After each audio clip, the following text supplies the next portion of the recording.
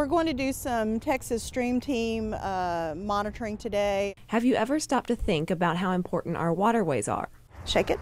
Well, a handful of volunteers across Irving and Texas have. We've been monitoring this site for quite a while. They are a part of an organization called Texas Stream Team. Texas Stream Team is a statewide initiative. We get volunteers, residents, to come forward and they adopt a water body, a location, and then they commit to a 2-year program to monitor, and it's once a month at the same time of day at that location, and then report that information. And it's a once a month picture of what's going on at this location, at this particular body of water. Founded in 1991, the mission of the Texas Stream Team is to promote a healthy and safe environment through education.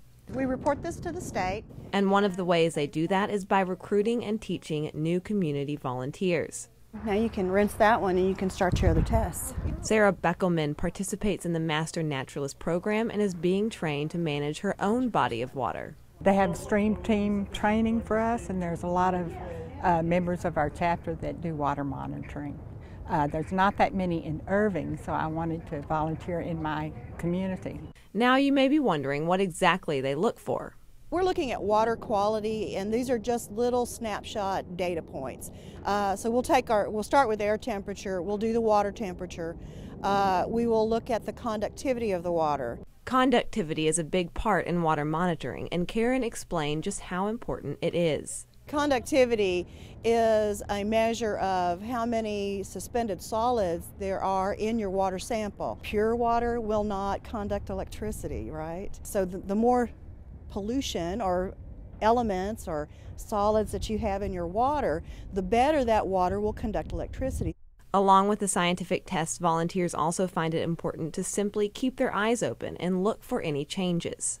The thing that we're really going to look at too, though, besides those tests, is what's going on in the watershed. What's happening out here right now, besides just those numbers.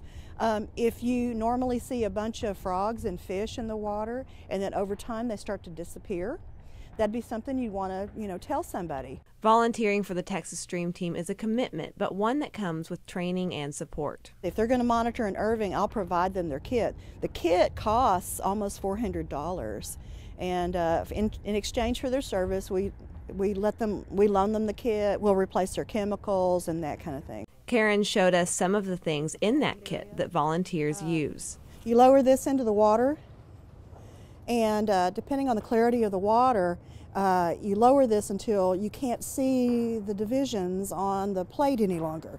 And you measure the length of your rope in meters, and bring it back up, measure it again, and take the average of that length of it. This is all pH, this is your conductivity, and then everything else is up there. So it's laid out really nice the way they did it.